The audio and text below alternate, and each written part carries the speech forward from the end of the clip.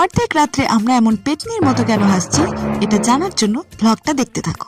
So আমি চলে গেছিলাম এবছরের প্রথম বিয়ে বাড়িতে, আমাদের কালিগ কাম ফ্রেন্ড মামনির বিয়েতে। বাস স্ট্যান্ডে পৌঁছে আমরা টোটোর ওয়েট করছিলাম। টোটো তারপর এসে আমাদেরকে পৌঁছে দিয়েছে মামনির বাড়িতে। আর দেখো, ব্রাইড আমাদেরকে নেওয়ার জন্য গেটের মধ্যে আগে থেকেই দাঁড়িয়েছিল। রুমে পৌঁছানোর পর হাত মুখ না ধোয়া ছেড়েই আমরা শুরু করে দিয়েছিলাম আমাদের রিহার্সাল। কারণ আজ ছিল মেহেন্দি আর সঙ্গীত একসাথে, আর কারোর কোনো নাচ তোলা নেই, তাই আমরা যা পারছি তাই তুলছি, এই 5 মিনিটে যতটুকু তোলা যায় আর কি। এরপর আমরা বসে পড়েছিলাম রেডি হতে, আর গালগুলোকে পুরো দমে টমেটোর মতো লাল করছিলাম, যাতে অডিয়েন্স আমাদের ভুলভাল নাচের দিকে ধ্যান না দিয়ে আমাদের গালের দিকে ধ্যান দেয়। যাই হোক, তারপর আমাদের রেডি হওয়া কমপ্লিট। এই কান আর ঝুমকার লোড নিতে পারছে না। সো আমরা ডান্স করার জন্য ফাইনালি রেডি আছি। দেখা যাক আমরা কি করতে চলেছি।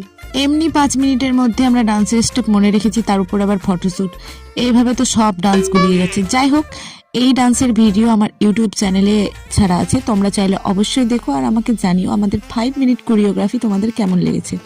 এবার চলছে আমাদের বাজনাতে ডান্স, কারোর পা থামছে না, আর না থামছে বাজনা। এই যে গোলাপি চুড়িদার পরা মেয়েটাকে দেখছো, এ তো পুরো বাজনা কেন, পুরো গান যতক্ষণ না থেমেছিল ততক্ষণ তার পাও থামেনি।